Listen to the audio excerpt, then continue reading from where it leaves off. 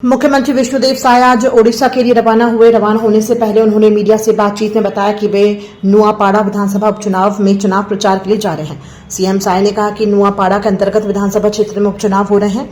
वहां पहले से ही बीजेपी की सरकार है, इसलिए इस बार भी भारतीय जनता पार्टी की ही जीत होगी। बताया जा रहा है कि मुख्यमंत्री साय अपने दौरे के दौरान कई चुनावी सभाओं को संबोधित करेंगे और पार्टी प्रत्याशी के समर्थन में प्रचार अभियान को धार देंगे।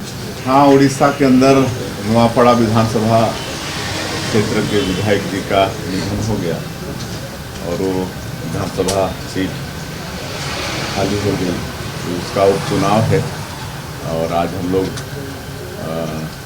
संगठन के आदेशानुसार हम लोग वहाँ पर चुनाव प्रचार के लिए जा रहे हैं। साथ में हमारे पुरंदर मिश्रा जी हैं, हमारे रायपुर उत्तर के विधायक, हमारे पार्टी के प्रदेश के उपाध्यक्ष जगन्नाथ पानीग्राही जी हैं और लता हुसैन जी भी वहाँ की सब प्रभारी नहीं है संगठन की, तो भी जा रही हैं। और क्योंकि वहाँ पर पहले से ही प्रदेश में भारतीय जनता पार्टी की सरकार है, तो निश्चित रूप से वहाँ भारतीय जनता पार्टी की विजय होगी। मुख्यमंत्री विष्णुदेव साय ने किसानों के खेतों का रकबा घटने की शिकायतों पर प्रतिक्रिया देते हुए कहा कि ऐसी बातें पूरी तरह से सही नहीं है। कुछ किसानों ने रकबा कम होने की शिकायत की थी, लेकिन अब अधिकांश मामलों में सुधार कर दिया गया है। सीएम साय ने कहा कि ऐसी बात नहीं है कि सभी किसानों का रकबा कम हुआ है। कुछ शिकायतें जरूर आई थी जिन्हें सुधार दिया गया है। एग्रीस्टैक पोर्टल में किसानों का पंजीयन चल रहा है और इस बार पिछले साल की तुलना में 1 लाख से ज्यादा किसानों ने पंजीयन कराया है। एग्रीस्टैक से पंजीयन हो रहा है किसानों का, और इसी शिकायत हम तक भी आई थी कि कुछ किसानों का रकबा कम हो रहा है, लेकिन ये सब सुधर गया है। और मैं आप लोगों के माध्यम से सबको बताना चाहूँगा कि इस साल 1 लाख ज़्यादा किसानों का पंजीयन हुआ है। पिछले साल से 1 लाख ज़्यादा किसानों का मतलब इस साल पंजीयन हुआ है, तो कहीं से भी किसी का रकबा या ये सब कोई शिकायत नहीं है। अगर किसी की शिकायत है तो संबंधित अधिकारी को करेंगे तो उसका निश्चित रूप से सुधार होगा। बिहार विधानसभा चुनाव को लेकर मुख्यमंत्री विष्णुदेव साय ने बड़ा बयान दिया है। उन्होंने कहा कि बिहार में इस बार एनडीए की सरकार बनने जा रही है। जनता प्रधानमंत्री नरेंद्र मोदी के नेतृत्व पर भरोसा रखती है। सीएम साय ने कहा कि बिहार में एनडीए की सरकार बन रही है, लोगों का विश्वास मोदी जी पर है। पहले के समय में वहां की स्थिति ऐसी थी कि पशु तक चारा खा गए थे, लेकिन अब हालात बदल रहे हैं। देखिए, बिहार में भी एनडीए की स्पष्ट बहुमत की सरकार बन रही है। वहाँ पर बिहार की जनता का भी विश्वास एनडीए पर, माननीय प्रधानमंत्री श्री नरेंद्र मोदी जी पर है। कहे कि जो और पार्टियां वहाँ पर हैं, कांग्रेस पार्टी और राजद पार्टी, उनकी सरकार को वहाँ की जनता भली भांति जानती है। रायपुर के धरसीवा इलाके में एक फार्म हाउस में 27 अक्टूबर को महिला के साथ गैंगरेप की सनसनीखेज वारदात हुई। महिला का अपने बॉयफ्रेंड से विवाद के बाद उसने अपने दोस्त के साथ मिलकर घटना को अंजाम दिया। श्यामनगर निवासी आरोपी आशीष जोशी ने महिला को जन्मदिन मनाने के बहाने फार्म हाउस ले जाकर कोल्ड ड्रिंक में शराब मिलाकर पिलाई और साथी रूपेश साहू के साथ दुष्कर्म किया। पुलिस ने आशीष जोशी को गिरफ्तार कर लिया है, जबकि रूपेश साहू फरार है, उसकी तलाश जारी है।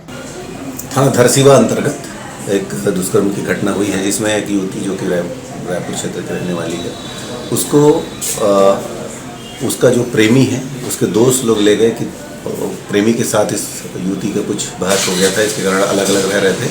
तो उसका दोस्त आया, इसके प्रेमी का, और उसने बोला कि मैं आपके प्रेमी से मिला दूंगा।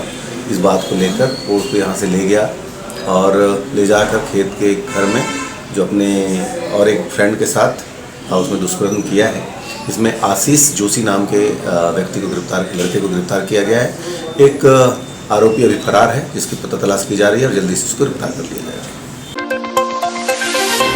बीजेपी सांसद ब्रजमोहन अग्रवाल ने कहा कि बिहार की जनता सुशासन बाबू की सरकार चाहती है, जंगल राज नहीं। उन्होंने विश्वास जताया कि इस बार बिहार में एनडीए की सरकार बनेगी और आरजेडी को घर बैठा देगी।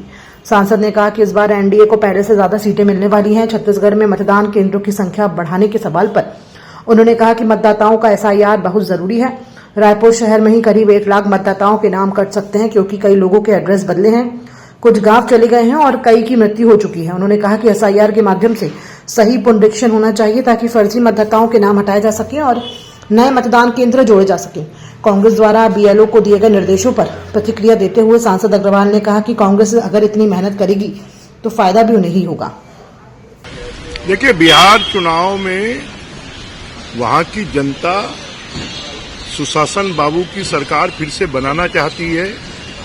वहाँ की जनता फिर से जंगल राज नहीं लाना चाहती और वहाँ का विकास चाहती है, और इसलिए फिर से वहाँ पर एनडीए की सरकार आएगी और आरजेडी को जनता घर में बैठाएगी। अच्छा है, उन्होंने मांग की है तो उसमें कोई खराब बात नहीं है, उनको मांग करनी भी चाहिए। बहुत अच्छा है जो मतदाता का एसआईआर हो रहा है, मतदाता का पुनरीक्षण हो रहा है, वो बहुत जरूरी है। मैं तो कहूंगा कि रायपुर शहर में ही अगर होगा तो 1 लाख से ज्यादा मतदाता ऐसे होंगे जिनका अगर ठीक तरीके से परीक्षण होता है तो वो नाम कट जाएंगे, क्योंकि बहुत लोगों की मृत्यु हो गई है, बहुत लोग गांव में रहने चले गए, लोगों के जो एड्रेस हैं वो चेंज हो गए हैं। अच्छा है, एसआईआर के माध्यम से मतदान केंद्र भी बढ़ना चाहिए और जो फर्जी मतदाता है उनका नाम भी कटना चाहिए। मुझे लगता है कि बिहार चुनाव में पहले से ज्यादा सीटें आएंगी। जिला सहकारी केंद्रीय बैंक कर्मचारी संघ के तीसरे चरण के आंदोलन के तहत रायपुर, बलौदा बाजार, धमतरी, महासमुंद, गरियाबंद और सारंगगढ़, बिलाईगढ़ की 73 शाखाओं में कर्मचारियों ने सामूहिक अवकाश लिया। इससे बैंकों का कामकाज पूरी तरह से ठप रहा। धान खरीदी शुरू होने से पहले कर्मचारियों और धान खरीदी केंद्रों के संचालकों के आंदोलन से प्रशासन की चिंता बढ़ गई है। वहीं मुख्यमंत्री विष्णुदेव साय ने कहा कि एग्री स्टेक पोर्टल पर इस बार पिछले वर्ष की तुलना में 1 लाख से अधिक किसानों ने पंजीयन कराया है। सभी हमारे जिला सहकारी केंद्रीय बैंक रायपुर के साथियों को ऑल इंडिया कोऑपरेटिव बैंक पदाधिकारी साथी जिंदाबाद जिंदाबाद जिंदाबाद। Chhattisgarh cooperative bank employ federation जिंदाबाद जिंदाबाद। Chhattisgarh cooperative bank employ federation जिंदाबाद जिंदाबाद। जिला सहकारी केंद्रीय बैंक जगदलपुर कर्मचारी संघ जिंदाबाद जिंदाबाद। जिला सहकारी केंद्रीय बैंक दुर्ग कर्मचारी संघ जिंदाबाद जिंदाबाद। और सिर्फ एक पंचायत सहकारी संस्था की हठधर्मिता के कारण प्रदेश भर में कम से कम 1,500 कर्मचारी करेंगे। धान खरीदी में बहुत फर्क पड़ेगा, क्योंकि सबसे बड़ा जिला है रायपुर, जिसमें आप मान के चलिए कि 73 ब्रांचेस है जिला सहकारी बैंक की, और करीब 1000 के आसपास सोसाइटियां हैं। तो सोसाइटी में धान खरीदी नहीं होगी, सोसाइटी के कर्मचारी भी हड़ताल में, बैंक वाले भी हड़ताल में।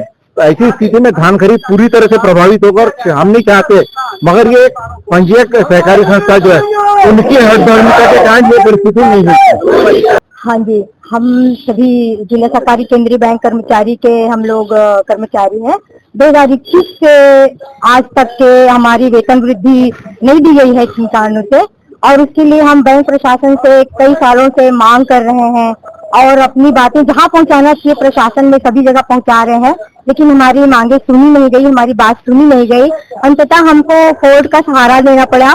पहले तो कोर्ट में गए, जीत के आ गए केस, फिर हमने मांग करी, नहीं दिया, फिर दूसरी बार भी जीत के आ गए केस लगाने के बाद, दूसरी बार भी नहीं दिया, फिर तीसरी बार भी केस लगा, उसको भी हम लोग जीत के आ गए, तभी प्रशासन आज तक हमारी बातें नहीं मांगी है।